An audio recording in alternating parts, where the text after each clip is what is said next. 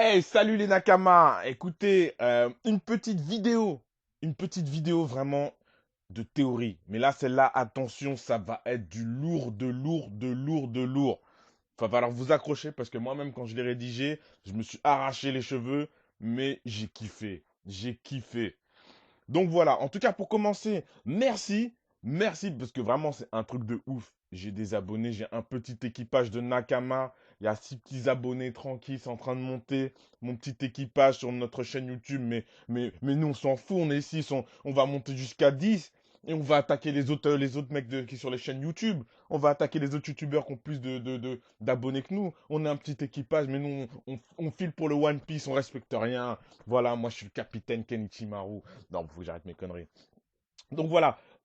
En tout cas, merci de me suivre, merci de vous abonner, merci de vous liker, merci de laisser des petits commentaires. Voilà, ne lâchez pas l'affaire, continuez à laisser des commentaires, ça fait toujours plaisir. N'hésitez pas à faire suivre, ça fait toujours plaisir et n'hésitez pas à liker. Voilà. Aujourd'hui, vraiment, la théorie dont je vais discuter avec vous, que je vais vous exposer, c'est la théorie des trois frères. Alors, quand je dis les trois frères, je parle pas de Pascal Légitimus, Bernard Campan et Didier Bourdon. Dans le film Les Trois Frères de 98, je veux la Super Nintendo. Donc voilà, c'est pas ça. Je vous parle des trois frères dans One Piece, à savoir Luffy, Sabo et Ace. Parce que je me suis dit quand même, je me suis dit, il y a trois frères, il y en a un qui meurt. Comme par hasard, les trois, ils ont des choses, hein, voilà, c'est pas trois mecs anodins. Donc il y a toujours quelque chose. Vous savez très bien que Oda, c'est pas un mec qui écrit des trucs I don't wanna get a beast to fly, comme diraient les Américains. C'est un mec, il écrit des trucs vraiment, c'est réfléchi. On sait déjà qu'il a déjà la fin du manga et que le mec, on va pas se mentir, il nous fait les choses bien. Donc déjà, pour commencer, il faut vous rappeler des choses. Il faut vous rappeler que Luffy est une sorte, entre guillemets, d'héritier des gars les plus puissants, les plus légendaires de la marine, à travers son grand-père, Garp au point, qui est vraiment le mec, on l'appelle Garp la légende, c'est la légende de la marine tout simplement. Mais aussi, on sait que Dragon a été un marine et pas un mec léger. Et on voit comment il est fort, parce que c'est tout simplement l'homme le plus recherché du monde. Ace, c'est tout simplement l'héritier du roi des pirates, les mecs. Donc c'est pas vraiment un mec.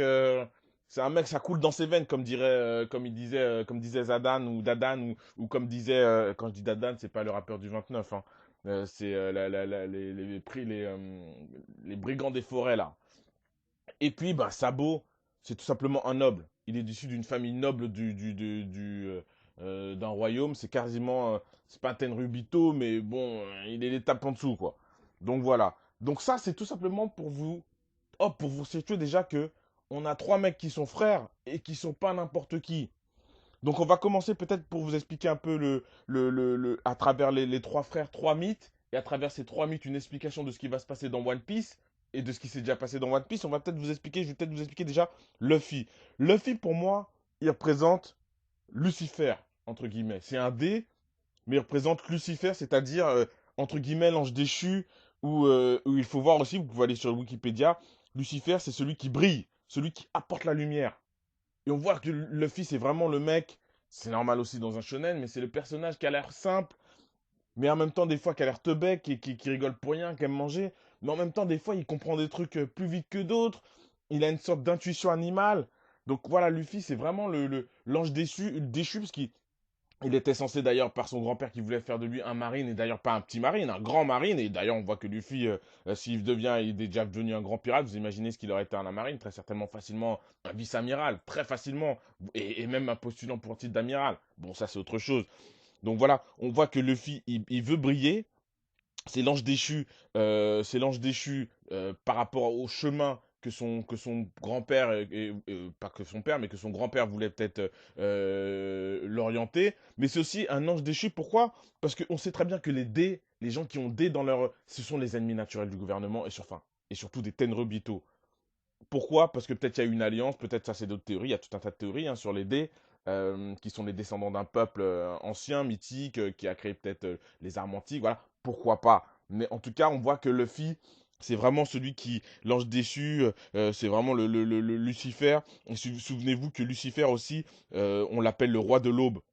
L'aube, c'est effectivement, l'aube, c'est le moment du renouveau de la lumière sur les ténèbres, c'est-à-dire le lever du soleil. le lever de la lumière qui chasse la nuit. Vous voyez? On appelle aussi le Lucifer, donc Luffy, Lucifer. On l'appelle aussi le surnom de Lucifer, c'est celui qui apporte la lumière. Vous voyez ce que je veux dire? C'est vraiment celui qui éclaire d'un nouveau jour, effectivement, l'humanité. Et effectivement, on sait que Luffy, il veut réallumer la flamme du One Piece. La flamme, il veut être le roi des pirates. Le roi des pirates, c'est celui qui brille par-dessus tout, qui a une sorte de liberté de naviguer sur les océans et ainsi de suite. Et on voit aussi d'ailleurs que Lucifer, il est effectivement, dans la mythologie, des fois on l'oppose au dragon. Vous voyez ce que je veux dire? Donc Luffy, Lucifer, la lumière, les dragons célestes, boum, ça se touche, badaboum, j'ai réussi à connecter, ça fait mal, vous commencez à vous dire, waouh, bon, on va commencer à écouter un peu plus cette vidéo-là. Ensuite, Ace, lui, il est rallié au mythe de Prométhée. Il est rallié au mythe de Prométhée. Donc quand on dit le mythe de Prométhée, vous devez savoir c'est qui Prométhée. Si vous ne savez pas, allez sur Wikipédia. Prométhée, c'est le mec qui a donné, le dieu qui a donné, qui a volé le feu à l'humanité et qui l'a donné aux hommes. Pourquoi je dis que Ace c'est Prométhée? Parce qu'effectivement, Prométhée, c'est celui qui vraiment, il a changé la donne. C'est-à-dire que dans une espèce de relation statu quo entre les dieux et les êtres humains, avec les êtres humains qui ne maîtrisaient pas le feu et la technique, Prométhée, il vient donner le feu aux êtres humains qui permet aux êtres humains de s'élever et qui permet de recréer une dynamique entre les êtres humains et les dieux, entre les rapports entre, du coup, l'établissement supérieur, donc les dieux, et les êtres humains, et qui sont considérés d'ailleurs comme les dieux comme des rebuts. D'ailleurs, souvenez-vous, dans la mythologie grecque, souvent les dieux se jouent des êtres humains. Et on voit que Ace, finalement, c'est ça. Souvent, ils disent, ouais, mais Ace, il aurait pu être le roi des pirates. Non. D'ailleurs, souvenez-vous, Ace, il ne veut jamais être le roi des pirates. Il dit toujours, je veux que Barbe Blanche soit le roi des pirates. Ace, finalement, la meilleure chose qu'il ait faite, c'est de mourir. D'entraîner un peu Barbe Blanche avec lui, mais de mourir. Pourquoi? Parce que la mort de Ace brise le statu quo dans l'univers de One Piece. Souvenez-vous, je l'ai dit dans une autre vidéo, à la base, Barbe Blanche, Charlotte Lilin, Kaido et Shanks, c'est des mecs qui savent tous que le One Piece existe. C'est des Yonko. Ils sont tous les quatre là. On a pareil, les trois amiraux qui sont là. Mais personne ne cherche le One Piece. Finalement, chacun semble maîtriser son univers, son territoire et avoir des objectifs qui sont différents, mais différents d'être le roi des pirates et d'avoir le One Piece. Comme j'ai pu vous le dire, Charlotte Lilin, ce qui l'intéresse, c'est de marier ses enfants voilà, de bouffer, elle kiffe et tout. Comment il s'appelle, Barbe Blanche, lui, tout ce qui l'intéressait, c'est d'être libre, de naviguer sur les océans avec sa famille, d'avoir ce sentiment de liberté avec ses fils. Souvenez-vous d'ailleurs, dans un flashback, on voit même Barbe Blanche, l'autre il lui dit attends, comment il s'appelle, Goldie Roger, il lui dit attends, mais est-ce que tu veux vraiment que je te dise comment atteindre Rooktel, comment avoir le One Piece, c'est quoi le One Piece, machin? L'autre il lui dit mais tu peux me le dire, mais je m'en fous. Pourquoi? Parce que c'est des mecs, tous les Yonko jusqu'à la mort de Ace, voilà, jusqu'à la mort de Ace, les Yonko, ils étaient là dans une sorte de statu quo. La mort de Ace, elle brise ce statu quo et on voit que, comme Prométhée qui redonne qui donne le feu à l'humanité, elle crée une nouvelle dynamique à l'intérieur de l'univers de One Piece. Les Yonko, leur pouvoir est remis en cause. La marine, son pouvoir est progressivement d'ailleurs, qu'on peut considérer d'ailleurs la marine comme le bras armé des dieux célestes, des dragons célestes. On voit qu'elle est remise en cause. Souvenez-vous, Fujitora quand même qui commence à dire voilà non non mais la marine et tout c'est la deuxième fois que l'équipage Mugiwara il fait ceci il fait cela donc les Mugiwara la marine a failli dans notre justice ainsi de suite et il est repris d'ailleurs par ses supérieurs qui lui disent non mais t'es malade ou quoi mec, ne remets jamais en cause la justice de la marine. Donc on voit que Ace il devait mourir, entre guillemets, c'était comme si c'était écrit pour recréer une dynamique à l'intérieur de l'univers de One Piece. Et d'ailleurs, pourquoi j'ai allié le Ace, le Mera Mera no Mi à Prométhée? Parce que, un, Ace, il a le Mera Mera no Mi, c'est le feu, c'est le feu, c'est le soleil. Et deux, dans le mythe de Prométhée, c'est Zeus qui punit Prométhée, parce que Prométhée ne peut pas vraiment mourir. Et on se rappelle souvent l'anecdote dans le mythe de Prométhée que Zeus, il envoie tous les jours son aigle venir bouffer le foie de Prométhée. Mais on oublie que Prométhée, il est crucifié et il est enfermé dans un volcan, les mecs. Il est fumé dans un volcan. Et c'est le volcan qui, en même temps, le dévore. pendant qu'il se fait dévorer le foie le corbeau de Zeus, et tous les jours le corbeau de Zeus vient dévorer le foie de Prométhée, tous les jours le foie de Prométhée se régénère à 100%, donc les souffrances sont horribles. Et qu'est-ce qui s'est passé? Comment Ace est mort? Et ouais, les mecs, il est mort par un mec qui a une sorte de pouvoir du volcan de la lave. Et ouais, c'est Sakazuki. C'est Sakazuki, les mecs, qui a tué Ace, aka Inu. Donc voilà, badabim, badaboum, je suis là. Maintenant, Sabo, les mecs. Sabo, on voit que Sabo, effectivement, lui, son mythe, c'est le mythe, effectivement, du corbeau. Et même, je vais vous demander de faire des recherches, elles sont très difficiles. Il y a le mythe au Japon du corbeau qui s'appelle le corbeau Yata. Le corbeau Yata, en fait, c'est un corbeau, on a très peu de choses, mais si vous tapez sur Internet, vous allez trouver peut-être des choses sur lui. D'ailleurs, c'est marrant, c'est un corbeau à trois pattes. Et c'est un corbeau, en fait, si on peut dire comme ça, qui donne le chemin. Vous voyez ce que je veux dire? C'est-à-dire que dans un monde qui est vicié, ou quand vous vous êtes perdu, il vous redonne le droit chemin. D'accord? Et ça vous rappelle rien? Sabo, qui a quitté effectivement son monde confortable de noble, parce qu'il le rejetait, qui n'est pas devenu pirate. Ça, c'est la mission de Luffy de devenir pirate et d'être entre guillemets le roi, le patron de cette espèce de monde underground, tu vois, de gens qui sont considérés un peu comme le rebut de la société, des déchus, donc les pirates, mais qui ont une grande aura, une grande prestance pour certains, comme le roi des pirates, Goldie Roger, qui est, malgré le fait que les pirates sont considérés par beaucoup de les populations comme un rebut, qui sont des gens, Goldie Roger, le roi des pirates, qui est admiré de tous par sa majestuosité, sa présence, son charisme. Voilà, Luffy va se diriger vers ça. Ace, lui, Sabo, pardon, lui, il est dans le droit chemin. Il n'est pas devenu pirate. Il a rejoint l'armée des révolutionnaires, qui est une sorte de contre-pouvoir, qui est contre les Tenryubito. D'accord? Et donc, on voit très bien que le corbeau de Yatta, vous pouvez rechercher d'ailleurs le corbeau Yatta, il y a des références du corbeau Yatta à cette mythologie. Vous savez, les Japonais, ils se pompent tous les uns les autres parce que pourquoi ils sont comme nous, hein, on a notre mythologie, notre univers en Europe, en Asie et notamment au Japon, ils ont leur mythologie. Et d'ailleurs, vous pouvez voir que le corbeau Yatta, il apparaît dans des mangas, hein, Yu-Gi-Oh, des trucs comme ça. Donc voilà.